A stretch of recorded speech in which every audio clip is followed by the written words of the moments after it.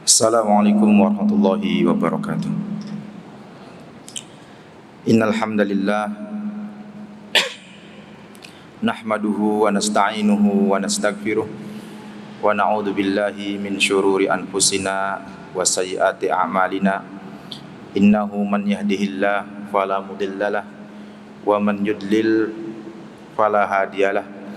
Wa asyhadu an la ilaha illallah wahdahu la syarikalah wa asyhadu anna Muhammadan abduhu wa rasuluh. Ya ayyuhalladzina amanu taqullaha haqqa tuqatih wa la tamutunna illa wa antum muslimun. Fa inna asdaqal haditsi kitabullah wa khairal hadyi hadyu Muhammadin sallallahu alaihi wasallam wa syarrul umuri muhdatsatuha wa kullu muhdatsatin bid'ah wa kullu bid'atin dhalalah wa kullu dhalalatin finnar. Ikhwani fid din, a'azzani Allah wa iyyakum ajma'in. Alhamdulillah, pada siang ini kita masih bisa melaksanakan kegiatan yang mudah-mudahan ini bagian daripada thalabul ilmi. Maka marilah kita memperbaiki niat, mengikhlaskan ini semua hanya untuk Allah Subhanahu wa ta'ala, dan menjadikan hal ini sebagai sebuah kebutuhan hidup kita, yaitu menuntut ilmu. Ikhwani fiddin, a'azanillahu wa iyyakum ajma'in. Tatkala beliau Syekh Utsaimin rahimahullah ta'ala berbicara tentang beberapa hak atau 10 hak di dalam sebuah risalahnya yang sederhana, yaitu hukukun da'at ilayhal fitra wa qararat syariah, maka di antara yang beliau bahas adalah tentang masalah hak seorang anak. Dan ini merupakan hal yang sangat penting, karena anak ini, laki-laki ataupun perempuan, adalah tanggung jawab orang tua, dan pasti akan dimintai pertanggungjawaban akan hal ini, yaitu orang tua. Dan hak pertama seorang anak tentunya tidak hanya masalah yang berkaitan dengan tumbuh kembang fisiknya, makanan, minuman, gizi yang memadai misalkan. Tidak hanya itu, bahkan di antara yang awal-awal disebutkan oleh Syekh Utsaimin rahimahullah, di antara hak anak yang paling penting adalah at-tarbiyah. Ya. Beliau menyebutkan wa hukukul auladi katsira min ahammiha at-tarbiyah. Ya, bahwasanya hak anak itu banyak. Dan di antara yang paling penting adalah pendidikan. Pendidikan itu adalah hak anak yang sangat fundamen. Bahkan beliau belum menyebutkan tentang hak makan dan hak minum bagi anak. Beliau langsung menyebutkan at-tarbiyah, ya, pendidikan. Seakan-akan menyiratkan bahwa pendidikan ini adalah lebih penting daripada sekedar makan dan minum. Lebih penting daripada sekedar seorang ayah mengasih nafkah makan dan minum kepada anaknya. Karena dengan pendidikan akan memperoleh ilmu yang benar. Pendidikan yang benar akan diperoleh darinya ilmu yang benar yang dimiliki oleh seorang anak. Dengan ilmu yang benar, maka kemudian ruh anak menjadi hidup, tidak sekedar jasadnya saja. Dia akan menjadi anak yang berakhlak, menjadi anak yang soleh dan solihah, ya, tutur katanya tertata dengan rapi, ya, mempunyai budi pekerti yang luhur, rajin beribadah, dan seterusnya. Sehingga seorang ayah jangan melalaikan hak pendidikan bagi anaknya. Mungkin dia akan menghadapi berbagai macam ujian dari Allah untuk mendidik anaknya. Namun ketahuilah di situ ada pahala yang besar. Apalagi mungkin bulan-bulan ini kita sedang menghadapi tahun ajaran baru. Orang tua sibuk mencari pendidikan untuk anaknya, sekolah. Ya, anaknya mau sekolah di mana? Alhamdulillah di lembaga kita ini kita juga ada jenjang-jenjang pendidikan dari mulai IPK, mutawasid, sanawi, bahkan mad ali. Yang patut kita syukuri adalah kita diberi keringanan oleh Allah Subhanahu wa taala di dalam menyekolahkan anak kita di lembaga kita. Yang itu tidak didapatkan oleh orang yang banyak. Ya. Syukuri ini dan kemudian mari kita fokus untuk apa? Mendukung pendidikan anak kita. Ya, kalau anak kita mampu didik sendiri, tafadhol, silahkan. Tetapi ketika kita tidak punya waktu yang cukup, ya, maka memilihkan lembaga pendidikan yang tepat bagi anak kita adalah sebuah kewajiban. Kalau salah memilih lembaga, maka musibah. Ya, maka sekali lagi saya ucapkan, banyak-banyaklah bersyukur ketika kita mempunyai sebuah lingkungan bi'ah yang baik. Ya, belajar ilmu syar'i, tentu dengan segala macam kelebihan dan kekurangannya. Tetapi insya Allah ini adalah salah satu lembaga yang banyak sekali kaum muslimin mendambakan anaknya sekolah di sini. Insya Allah seperti itu. Maka tatkala antum, wahai para pegawai, sudah mendapatkan fasilitas dari Allah SWT, berada di lembaga ini dan bisa menitipkan anak-anak kita di sini, itu sebuah nikmat yang wajib disyukuri. Dan jangan merasa kita kemudian terbebani untuk memberikan fasilitas kepada anak-anak kita, mulai dari mungkin membayar SPP dan yang lain sebagainya, menyiapkan buku, alat-alat tulis. Niatkan itu dengan senang hati, dengan ikhlas lillahi ta'ala. Mudah-mudahan ini akan berdampak positif bagi anak-anak kita. Mereka juga belajarnya kerasan, ya. Karena ketika kita menafkahkan harta kita, yang itu merupakan kewajiban kita bagi anak dan istri kita, dengan senang hati, maka insya Allah yang muncul adalah pahala dan pahala. Tetapi kalau kita terpaksa, padahal ini merupakan kewajiban kita, kita memberikan nafkah tetapi menggerundel, khawatirnya bukan menjadi pahala atau berkurang nilainya. Maka bersukacitalah di dalam menafkahkan harta kita untuk memang orang yang kita wajib menafkahi mereka. Dan di antara nafkah itu adalah memberikan fasilitas bagi anak-anak kita untuk belajar ilmu syar'i. Maka Syekh Utsaimin menekankan bahwa di antara hak anak itu adalah at-tarbiyah, ya, pendidikan. Apa itu at-tarbiyah? Ya, beliau menyebutkan wahiyat tanmiyatud din wal akhlaq fi nufusihim hatta yakunu ala janibin kabir min dalik. Ya, yang dinamakan dengan pendidikan adalah yaitu menanamkan dan mengembangkan agama dan akhlak pada diri anak, ya, sehingga anak itu betul-betul berada di atas agama ini dan di atas akhlak yang mulia. Ya, Allah Ta'ala berfirman, ya ayyuhalladzina amanu qu anfusakum wa ahlikum nara wa quduhan nas wal hijar. Dalam surah At-Tahrim ayat 6 ini Allah memanggil, wahai orang-orang yang beriman, jagalah diri kalian dan keluarga kalian dari neraka yang bahan bakar neraka itu adalah manusia dan batu. Ya. Maknanya apa? Bahwa kita diperintahkan oleh Allah SWT yang pertama untuk mendidik kita, membekali kita dengan ilmu syar'i sehingga kita mengerti mana yang halal, mana yang haram, sehingga kita menjauhkan diri dari yang haram dan kita hanya mengambil yang halal saja. Dengan seperti itu kita menjaga diri kita dari api neraka.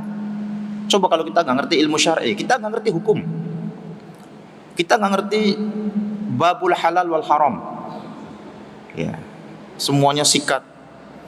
Ya.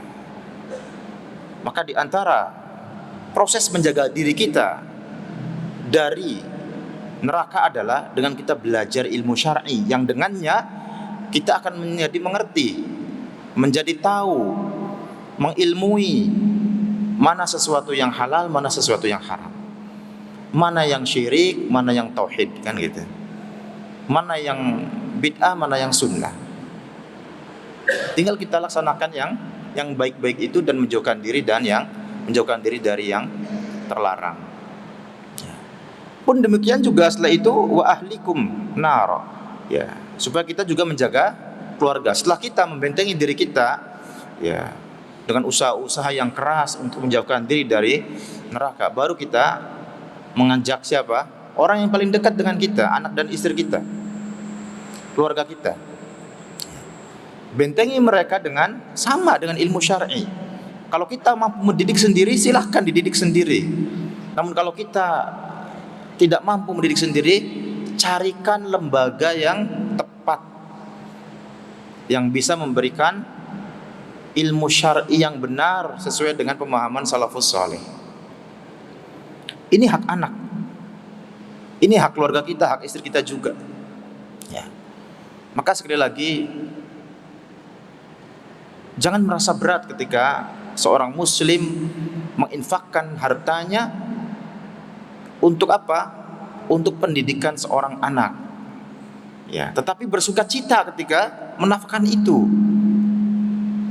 Dan meyakini Allah tidak akan membebani hambanya dengan beban yang melampaui batas kemampuan diri hamba tersebut. Ya. Bahkan Nabi Muhammad SAW bersabda dalam hadis yang diriwayatkan oleh Bukhari dan Muslim, kullukum ra'in wa kullukum mas'ulun an ra'iyatihi wa rajul ra'in fi ahlihi wa mas'ulun an ra'iyatihi. Bahwa setiap kalian itu adalah pemimpin dan setiap kalian akan dimintai pertanggungjawaban atas siapa saja yang kalian pimpin. Ya. Dan seorang laki-laki, seorang suami, ya, dia pemimpin dalam keluarganya dan bertanggung jawab tentang siapa saja yang ada di lingkungan keluarga tersebut. Ya. Maka sebagai bentuk tanggung jawab kita kepada orang-orang yang kita pimpin di dalam keluarga kita, anak dan istri minimal seperti itu, ya, maka kita berikan hak yang sepatutnya kepada mereka, terutama anak tadi. Ya. Karena kita sedang berbicara tentang pendidikan anak. Ya. Maka anak ini merupakan amanah yang ada di pundak kedua orang tua. Ya. Dan kedua orang tua ini akan dimintai pertanggungjawaban pada hari kiamat. Ya. Seorang ayah tentu bertanggung jawab. Seorang ibu juga bertanggung jawab. Ya. Maka seorang ibu yang mempunyai ilmu syar'i, dia akan lebih terarah di dalam mengarahkan anaknya daripada seorang ibu yang tidak mengenal ilmu syar'i tentunya. Karena nggak mungkin seseorang yang tidak mempunyai apa-apa dia memberikan apa-apa. Dalam pepatah Arab disebutkan faqidus syai' la yu'tihi. Orang yang tidak memiliki sesuatu, dia tidak akan bisa memberikan sesuatu.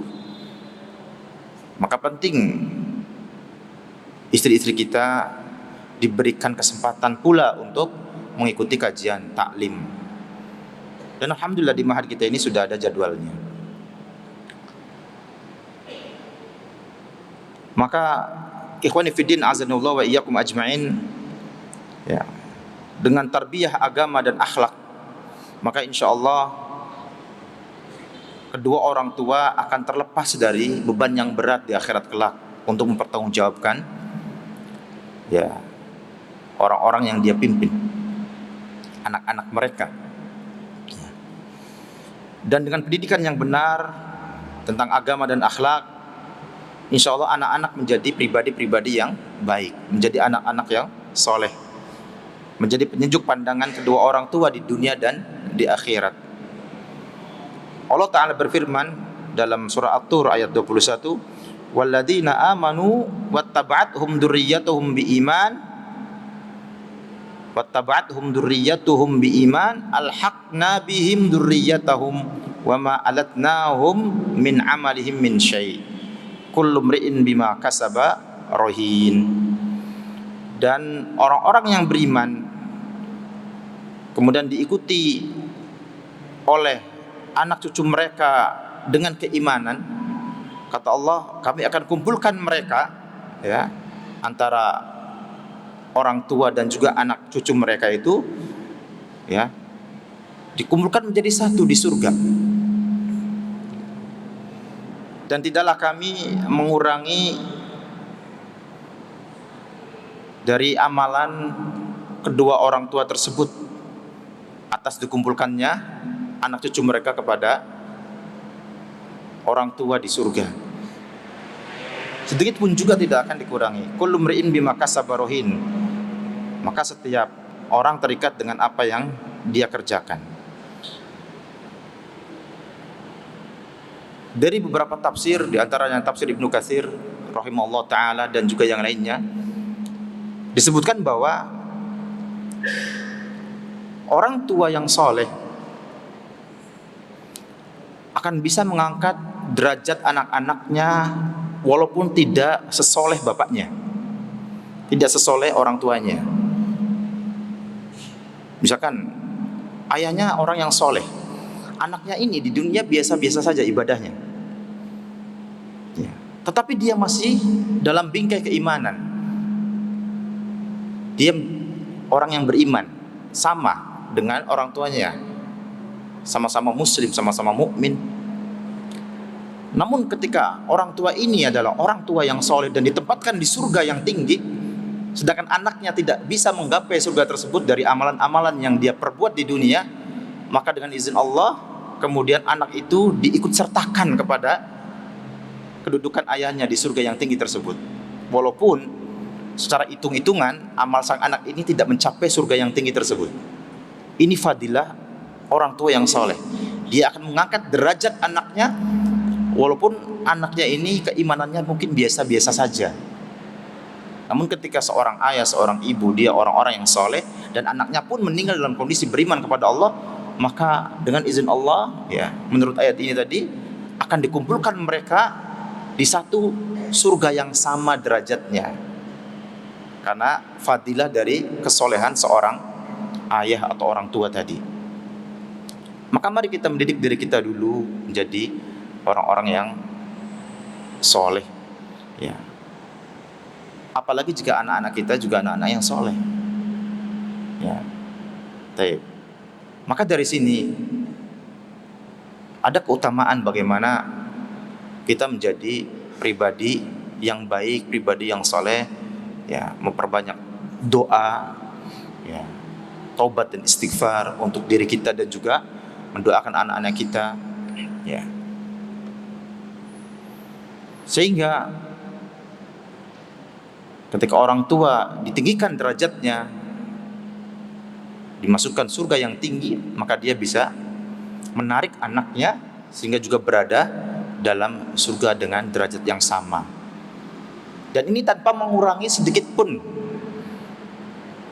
balasan dari amal soleh orang tua, tanpa mengurangi sedikit pun ganjaran dan pahala orang tua tatkala anak-anaknya yang sebetulnya tidak layak untuk berada di tempat tersebut bersama orang tua di akhirat, ya, tanpa mengurangi kebaikan ataupun pahala yang didapatkan oleh orang tua,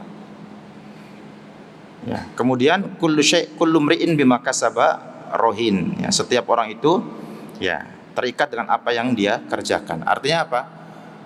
Tentang masalah dosa, maka setiap orang bertanggung jawab dengan dosanya masing-masing, ya. Ketika amal soleh bisa menarik, ya, amal soleh seorang ayah menarik anaknya sehingga bisa mencapai satu derajat dalam kebaikan, dalam surga yang tinggi misalkan. Tetapi untuk masalah dosa, maka dosa sang ayah tidak dibebankan kepada dosa sang anak. Setiap dosa ya ditanggung sendiri oleh pelakunya, dan ini keadilan Allah SWT, ya. Maka setiap orang bertanggung jawab atas dosanya masing-masing, ya. Berbeda ketika berbicara tentang amal soleh, tentang kebaikan, tentang kesolehan, maka kebaikan ini akan menarik, ya, menuju kebaikan yang sama. Maka kaum muslimin rahimakumullah, ya, mari kita kemudian terus memperbaiki diri agar anak-anak kita juga menjadi pribadi-pribadi yang baik. Ya. Kemudian di dalam hadis disebutkan, dan ini masyhur sekali di telinga kita semuanya, idza matal abdu in qata'a amalihi illa min salas. Ya. Shadaqatin jariyah aw ilmin yuntafa'u bihi min ba'dihi aw waladin salih yad'u lahu, rawahu Muslim. Ya. Jika ada seorang hamba meninggal, maka terputuslah amalannya kecuali 3 perkara. Yang pertama, shadaqah jariyah, ya. Sedekah yang terus mengalir pahalanya. Yang kedua, ilmu yang bermanfaat, ya. Setelah orang ini, ya, meninggal dunia, terus ilmu ini bermanfaat, bahkan juga sejak semasa hidupnya. Awaladin salih yad'u lahu. Yang ketiga adalah anak soleh yang mendoakan orang tua, ya.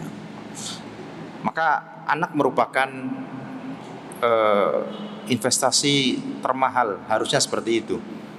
Ya, jangan sampai menuruti keinginan anak untuk mendapatkan hal-hal yang sifatnya duniawi yang tidak ada hubungan misalkan dengan pendidikan. Kita mampu, kita berusaha keras untuk mendapatkan hal tersebut, bahkan mungkin sampai ngutang. Misalkan anak pengen motor, orang tua masya Allah berusaha maksimal untuk membahagiakan anaknya, dibelikannya motor, bahkan mungkin sampai utang-utang. Tetapi ketika anak butuh fasilitas untuk belajar ilmu agama, kok malah tidak memberikannya. Ketika anak butuh misalkan kitab, butuh buku, ya, butuh alat tulis, atau mungkin butuh pakaian yang dengannya dia bisa belajar atau beribadah dengan lebih nyaman, ya. Karena pakaian penuntut ilmu syar'i itu berbeda dengan pakaian masyarakat awam, ya. Sehingga kita juga perhatikan pakaian anak-anak kita yang syar'i, menutup aurat, ya. Jangan sama antara pakaian santri misalkan dengan pakaian orang awam, mensil, gitu kan, celananya ketat, ya. Ya, terus kalau pakaiannya sama dengan pakaian orang yang tidak mengerti agama, apa bedanya?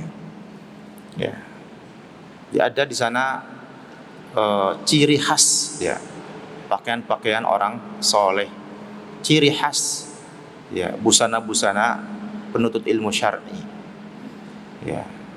Baik, maka dibedakan.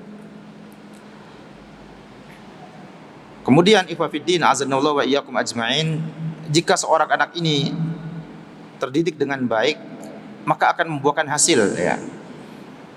Akan membuahkan hasil. Ia akan menjadi, ya, investasi yang sangat bermanfaat bagi kita tatkala kita sudah tiada, sudah meninggal dunia, ya. Di mana kita di alam sana sangat membutuhkan doa-doa tersebut. Dan orang yang paling kita berhak untuk apa? Dimintai doanya adalah anak, ya. Karena orang tua telah berjasa kepada anak, maka di antara hak orang tua adalah didoakan oleh anak. Namun ketika anak ini tidak mengerti agama, ya, susah diharapkan darinya untuk memperhatikan nasib orang tuanya di alam baka sana, di akhirat sana, yang dimulai dari alam kubur, ya, kemudian nanti ada perjalanan sampai menuju terminal terakhir surga atau neraka, ya. Harapan itu akan muncul tatkala kita meninggalkan anak-anak kita yang soleh dan solehah. Harapan itu masih ada tatkala seorang ayah atau seorang ibu meninggal, namun yang ditinggalkan adalah hamba-hamba yang rajin beribadah dengan benar, ya. Maka sekali lagi, investasi untuk anak ini jangan pelit, jangan merasa berat, ya. Berdoalah kepada Allah agar dimudahkan, walaupun dalam kondisi apapun yang kita hadapi, terutama di negeri kita ini. Mungkin kalau di negeri lain, misal di Saudi, kita melihat Masya Allah, makmur, ya kan? Pendidikan juga mungkin gratis, ya. Bahkan jangankan penduduk dalam negeri mereka, anak-anak dari luar negeri dikasih beasiswa, uang saku bulanan, dikasih tiket pesawat PP, apalagi penduduk pribumi kan gitu. Ya, sekali lagi jangan menyamakan kita dengan penduduk sana. Nanti khawatirnya kita tidak menjadi pribadi yang bersyukur. Ya, lihatlah dan boleh kita bandingkan kondisi diri kita dengan kondisi sebagian kaum muslimin di negara-negara mungkin yang lebih parah kondisi ekonominya daripada negeri kita. Mungkin di daerah Afrika sana yang panasnya luar biasa, yang sholat saja mungkin tidak ada kipas angin, tidak ada AC, yang masjidnya mungkin terbuat dari tanah-tanah yang kemudian panas. Ya, pondok-pondok tidak senyaman seperti yang ada di negeri kita atau seperti pondok kita. Lihat mereka dan bandingkan kita dengan mereka. Mudah-mudahan kita menjadi pribadi yang bersyukur. Ya. Ketika mereka begitu semangat menghafalkan Al-Quran, menghafalkan hadis dengan kondisi yang begitu sangat terbatas, kita yang dalam kondisi yang lebih nyaman ini, mudah-mudahan juga semangat dan lebih semangat lagi. Ya. Maka dengan kesyukuran itulah kita bisa menghargai apa yang kita miliki. Ya. Namun kalau kita hanya melihat yang atas terus, ya, melihat yang kondisinya lebih baik daripada kita secara ekonomi, kapan kita menjadi hamba yang bersyukur? Coba lihat kondisi di bawah kita. Masih banyak orang-orang yang sangat kekurangan, ya. Jangankan masalah ilmu syar'i, untuk makan keseharian saja mungkin mereka harus mati-matian mencarinya. Dan itu sangat mudah kita temukan. Misalkan kita mendapati mungkin di media sosial atau mungkin di YouTube dan seterusnya. Ya. Maka dalam kondisi seperti ini kita wajib bersyukur kepada Allah SWT. Dan kita doakan kaum muslimin yang masih diliputi berbagai macam musibah, seperti kaum muslimin yang berada di Palestina, yang tidak henti-hentinya mereka dijajah oleh Yahudi. Doakan mereka agar Allah menolong mereka, dan minta maaflah kepada Allah, minta ampunlah kepada Allah atas kekurangan kita di dalam memenuhi hak mereka sesama muslim. Hanya doa yang bisa kita panjatkan untuk mereka. Kemudian kaum muslimin rahimakumullah, sebaliknya ada sebagian orang tua itu yang meremehkan hak anaknya, ya. Menyanyiakan amanat yang agung tersebut di dunia ini. Mereka lupa bahwasanya di atas pundak mereka ada tanggung jawab yang berat tatkala mereka diberi amanah, yaitu berupa anak. Terkadang ada orang tua enggan, tidak mau bertanya kemana anaknya pergi, dengan siapa dia pergi, mainnya sama siapa. Ya, ini sebuah hal yang sangat penting. Ya. Siapa teman mereka? Ya. Karena teman ini akan sangat mudah mempengaruhi anak-anak kita. Ya. Dan di antara hak orang tua adalah mencegah anaknya untuk tidak bergaul dengan sembarang orang. Ya. Termasuk ketika anak kita berada di pesantren, kita nasihatkan kepada mereka agar pandai-pandai memilih teman. Karena pesantren ini, ya, bukan sebuah tempat di mana di dalamnya orang-orang yang maksum terjaga dari dosa, tidak. Ya. Namun di dalamnya adalah berbagai santri dengan berbagai macam karakter dan sikap serta akhlak. Sehingga kita juga perlu memberikan, ya, masukan kepada anak-anak kita supaya pandai-pandai memilih teman. Ya. Karena dikatakan as-sahib sahib. As-sahib sahib. Ya. Teman itu dia bisa menyeret. Ya. Teman itu bisa mempengaruhi. Ya. Ia kalau menyeretnya kepada kebaikan, mempengaruhinya kepada kebaikan, alhamdulillah, karena dia teman yang baik, sehingga bisa mempengaruhi anak kita untuk berbuat baik. Lah bagaimana jika teman anak kita adalah orang-orang yang tidak baik akhlaknya? Ya. Kita khawatir kemudian fisik anak kita berada di pesantren tetapi hatinya malah bukan hati seorang thalibul ilmi. Itu musibah.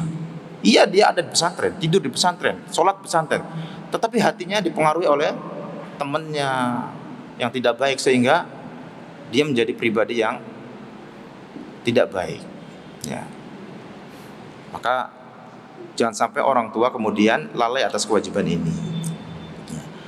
Sebagian orang, itu orang tua, mereka begitu kuat, antusias, hati-hati, teliti dalam menjaga harta, menjaga bisnisnya. Ya. Namun tatkala perhatian mereka terhadap anaknya sangat kurang. Dan ini terjadi, ya.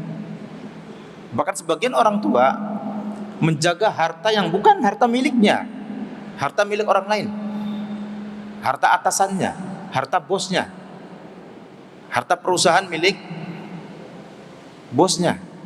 Tetapi terhadap anaknya yang jelas-jelas milik dia sendiri lalai, ya, tidak terperhatikan, ya. Jadi ini jelas merupakan musibah, ya. Padahal menjaga anak ini adalah lebih utama dan lebih bermanfaat bagi mereka di dunia dan di akhirat, ya. Karena sekali lagi anak ini adalah amanat yang dengannya kita akan dimintai pertanggungjawaban, yang dengannya kita akan meringankan kondisi kita di akhirat kelak, ya. Dan anak ini sebagaimana mempunyai hak supaya tumbuh kembang badan atau fisiknya juga terperhatikan oleh orang tua, dia juga punya hak agar ruhnya betul-betul dijaga oleh orang tua. Ya, tidak sekedar masalah pakaiannya, ya, kemudian makan dan minumnya juga, tempat tinggal, tetapi bagaimana orang tua betul-betul memberikan asupan gizi yang terbaik untuk hati anak tersebut dengan ilmu dan juga dengan iman, dan juga kemudian memberikan baju ketakwaan kepada anak tersebut, ya. Kemudian diantara hak anak juga hendaknya orang tua memberikan nafkah kepada mereka dengan sepatutnya, dengan sepantasnya, tidak berlebih dan tidak kurang, ya, sewajarnya saja, ya. Karena sesungguhnya ini merupakan sebuah kewajiban bagi orang tua atas anak-anak mereka. Dan di antara bentuk syukur kita kepada nikmat Allah Subhanahu wa taala yaitu dengan cara kita apa? Memberikan sebagian daripada yang kita miliki untuk apa? Untuk menafkahi anak istri tentunya. Jika kita infak kepada orang lain dalam merupakan sebuah kebaikan, maka infak kepada anak dan istri tentu jauh lebih baik, ya. Dan ini harusnya yang kita dahulukan, ya. Jangan sampai kita menjadi pribadi yang loyal atau royal kepada teman-teman kita, misalkan kepada rekan bisnis kita, tetapi kepada anak dan istri kita malah pelit, ya. Ini jangan sampai terjadi.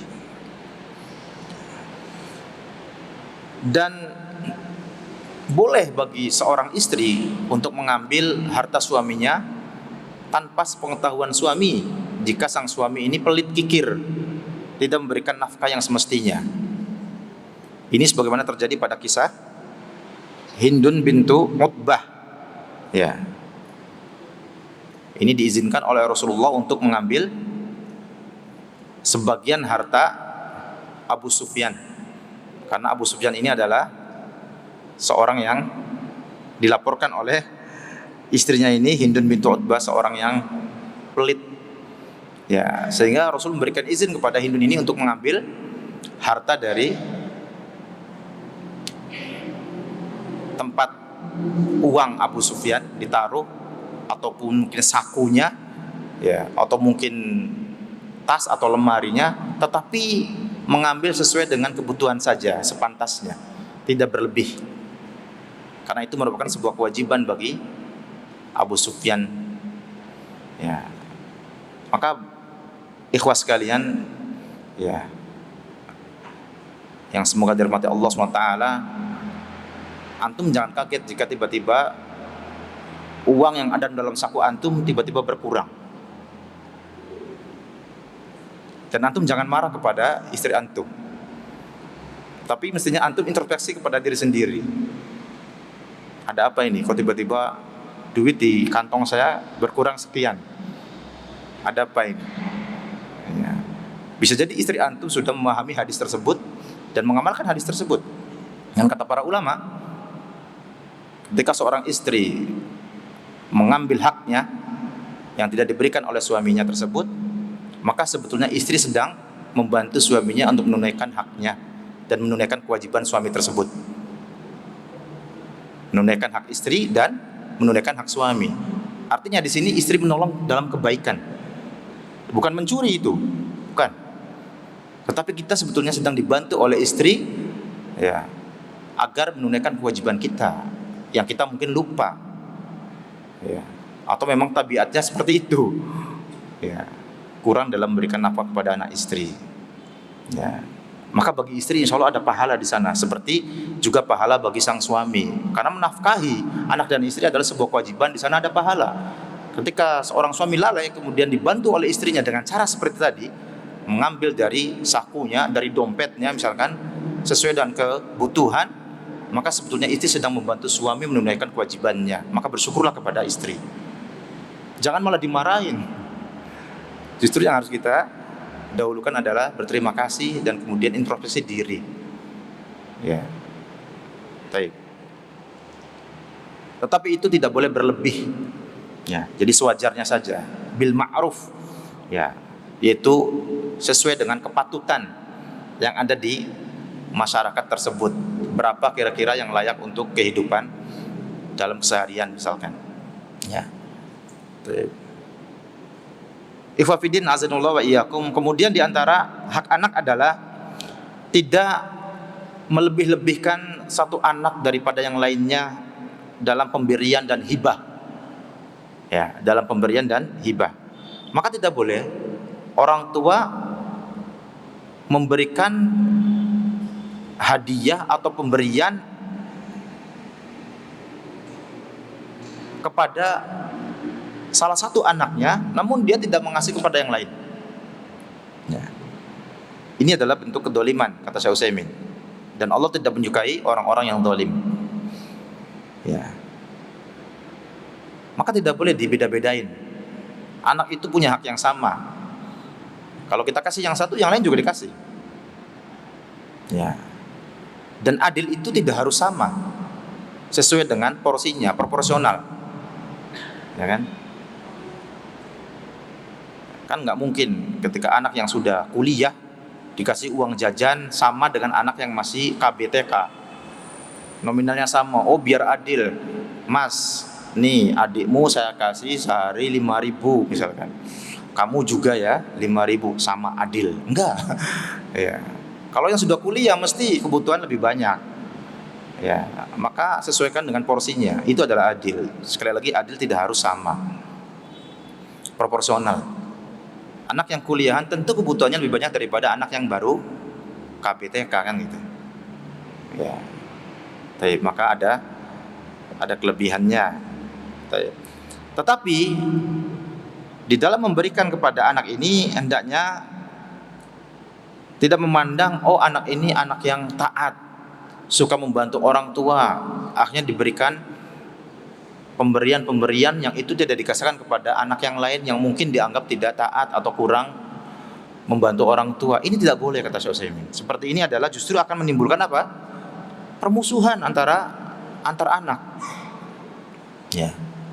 Jadi ketika ada anak rajin membantu orang tuanya, kata Syekh Utsaimin, jangan dibalas dengan balasan duniawi, karena yang membalas itu hanyalah Allah. Dan itu kewajiban anak membantu orang tua. Enggak perlu orang tua kemudian memberikan upah duniawi. Ya. Kalau mau ngasih anak yang baik ini atau yang suka membantu ini, kasih juga anak yang lain. Itu baru adil kata Syekh Utsaimin. Ya. Tapi kalau ini anak yang ini suka membantu, ini dikasih uang lebih, uang jajannya, sehingga anak yang lainnya ini menjadi iri jadinya, dan bisa menimbulkan apa? Permusuhan antara mereka. Dan sikap kita seperti itu kata Syekh Utsaimin akan justru membuat anak yang dalam tanda petik kurang baik ini bukannya malah menjadi baik, malah menjadi lari dari diri kita. Kenapa? Karena dia memandang ayahnya pilih kasih, padahal sama-sama anak, kan gitu. Kata Syekh Utsaimin, sebagian manusia ya mereka mengistimewakan salah seorang anak daripada yang lainnya karena anak tersebut ada kebaikan, ya, ada sikap lembut kepada kedua orang tuanya, sehingga kemudian dibeda-bedakan. Kemudian dikhususkan anak yang tersebut dengan hibah, ya, pemberian-pemberian. Ya. Kenapa? Karena sikapnya tadi yang baik kepada orang tua. Kata beliau, walakin hadza ghairu mubarir li takhsis. Hal ini ya, akan tetapi hal ini bukan pembenaran untuk adanya pengkhususan memberi anak yang baik, yang suka membantu orang tua, dan tidak memberi kepada anak yang tidak suka membantu orang tua. Ini tidak benar. Itu bukan alasan seperti itu. Ya. Kemudian pilih kasih memberikan karena yang satu telah banyak membantu orang tua, akhirnya diberikan keistimewaan, diberikan pemberian-pemberian, sedangkan yang lainnya tidak. Beliau mengatakan fal mutamayyiz bil birri la yajuzu an yu'ta'i wadan an birrihi. Maka anak yang mempunyai keistimewaan dengan kebaikan, suka membantu orang tua, ya, tidak diberikan pemberian-pemberian ataupun ganti dari kebaikannya tersebut kepada orang tua, yaitu berupa balasan duniawi tadi. Kenapa? Li'anna ajra birrihi 'ala Allah. Ya, karena balasan kebaikan anak tersebut adalah ditanggung oleh Allah. Artinya Allah saja yang memberikan balasannya, jangan kita. Ya. Baik. Wa li'anna tamyiz al-bar bil 'atiyya yujibu an jib bibirrihi wa yaralahu fadlan. Dan bisa jadi anak yang baik ini kemudian sering mendapatkan pemberian dari orang tua sedangkan yang lain tidak. Ini bisa mengakibatkan anak yang baik ini takjub dengan dirinya, ya, takjub dengan kebaikan-kebaikannya kepada orang tua, dan dia menilai pada dirinya ada keutamaan dibandingkan saudara-saudaranya. Itu bisa terjadi. Dan justru bisa mengakibatkan anak yang lain malah semakin jauh, semakin benci kepada orang tua dan juga kepada saudaranya yang diperlakukan sebagai atau diperlakukan secara khusus tadi. Dan akhirnya anak yang lain tetap berada di atas hukuk, di atas kedurhakaan kepada orang tuanya. Maka berhati-hati ya, kita semuanya di dalam memberikan pemberian-pemberian kepada anak-anak kita. Ya. Kemudian beliau melanjutkan, summa innana la nadri faqad tataghayyar al-ahwal fayanqalib al-bar'aqan wal aqbaran.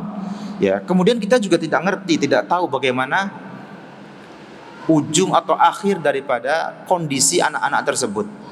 Karena bisa jadi anak yang tadinya berbakti kemudian tiba-tiba menjadi durhaka. Dan anak yang tadinya durhaka kemudian malah akhirnya menjadi anak yang berbakti. Ya. Karena ketidaktahuan akan hal ini, maka kita tidak boleh memilah-milih anak kita, ini dikasih, ini tidak. Ya, gara-gara ini baik, ini lebih rajin membantu, akhirnya dikasih lebih, yang lain tidak. Itu tidak boleh. Baik. Li'anal qulub biyadillah yuqallibuha kaifa yasha. Ya, karena hati itu berada di tangan Allah, dan Allah yang maha mampu membolak-balikannya semau Allah. Maka kita doakan saja jika ada anak-anak yang masih kurang sregep membantu kita sebagai orang tua, doakan kebaikan. Dan mereka yang sudah baik nggak perlu diberikan balasan-balasan duniawi. Kalau mau memberi silahkan, tetapi yang lain juga dibeli. Ya, ini diberi, ini diberikan gitu. Baik. Dan pahamkan kepada mereka bahwa ketika mereka itu membantu kedua orang tua itu sebuah kewajiban. Ya, artinya jangan mengharapkan balasan dari orang tua, tapi mintalah balasannya dari Allah Subhanahu wa taala. Sehingga mereka ketika membantu kita terbiasa karena Allah dan jauh dari pikiran nanti saya akan dikasih imbalan oleh orang tua. Baik. Ifafidin azanullah wa iyyakum ajma'in. Di dalam Sahihain, Sahih Bukhari dan Muslim dari An-Nu'man bin Bashir, sesungguhnya ayahnya yaitu Bashir bin Sa'ad pernah memberikan hadiah berupa budak kepada Nu'man. Maka kemudian dia kabarkan kepada Nabi Muhammad SAW tentang hal tersebut. Ya, jadi kemudian Bashir ini memberikan kabar kepada Nabi tentang dirinya telah memberikan seorang budak kepada anaknya yang bernama Nu'man. Faqala Nabi SAW, maka Nabi bersabda, "Akullu waladika nahaltahu misla hada?" Apakah setiap anakmu engkau berikan kepadanya hadiah seperti ini, yaitu seorang budak? Qala, maka Bashir mengatakan, "La, tidak wahai Rasulullah." Qala, maka Nabi bersabda, "Fa'arji'hu." Fa'arji'hu. Maka tarik kembali, ambil kembali budak tersebut, jangan diberikan kepada anakmu yang satu, namun kamu tidak memberikan hadiah budak ini kepada anak yang lain. Ambil. Ya. Dalam riwayat yang lain, qala ittaqullaha wa'dilu baina auladikum. Ya, dalam riwayat yang lain Nabi bersabda, bertakwalah kalian kepada Allah dan berbuat adillah di antara anak-anak kalian. Kalau yang satu dikasih hadiah, yang lain kasih hadiah. Ya. Baik. Wa fi lafdin, dalam lafaz yang lain, ashhid ala hada ghairi fa inni la ashhadu ala jawr. Kata Nabi, carilah saksi atas hal ini selainku. Nabi tidak mau bersaksi atas kejadian tersebut, yaitu ketika Bashir memberikan hadiah budak kepada salah satu anaknya dan tidak memberikan hadiah budak kepada anaknya yang lain. Kata Nabi, ashhid ala hada ghairi, carilah saksi selainku atas hal ini. Aku enggak mau bersaksi tentang hal ini. Kenapa? Fa inni la ashhadu ala jawr, karena sesungguhnya aku tidak mau menjadi saksi atas kedoliman ini. Jadi memberikan hadiah kepada salah seorang anak dan tidak memberikan hadiah tersebut kepada anak yang lain, ini bentuk kedoliman. Ya. Dan Nabi tidak mau menyaksikan atau menjadi saksi atas kedoliman tersebut. Maka kata Syekh Utsaimin, fasamma Rasulullah SAW tafdila ba'dil aulad ala ba'din jawra wal jawru dzulmun wa haram. Maka Rasulullah SAW menamakan pemberian kepada salah seorang anak dan tidak ada pemberian kepada anak yang lainnya ini dengan sebuah kalimat jaur, yaitu kedoliman. Dan kedoliman itu adalah haram. Ya. Namun kata Syekh Utsaimin, jika kemudian salah seorang dari mereka atau sebagian dari mereka membutuhkan sesuatu yang ini tidak dibutuhkan oleh yang lainnya, maka tidak mengapa yang satu diberi, yang lain tidak. Contohnya ketika ada seorang anak yang butuh misalkan pengobatan karena dia sedang sakit, tentu ketika anak ini sakit butuh diberikan obat, perhatian yang lebih daripada saudaranya yang lain yang sehat. Ini tidak mengapa. Mungkin akan menghabiskan biaya yang banyak, opnam di rumah sakit. Maka ini tidak dolim karena sesuai dengan kebutuhannya. Ya. Jangan sampai anak yang sehat mengatakan, "Abi pilih kasih, lo itu adik di rumah sakit enak, ber-AC terus, mangan enak."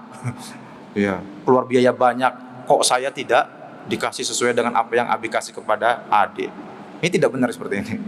Pahamkan bahwa ini adalah sebuah kondisi yang di luar kemampuan kita semua. Kan tidak ada yang ingin sakit kan? Apakah ada anak yang saya pengen sakit? Tidak. Ya. Ini sebuah hal yang memang menuntut hal seperti itu, sehingga adanya mengeluarkan biaya yang lebih banyak daripada saudara-saudaranya yang masih sehat.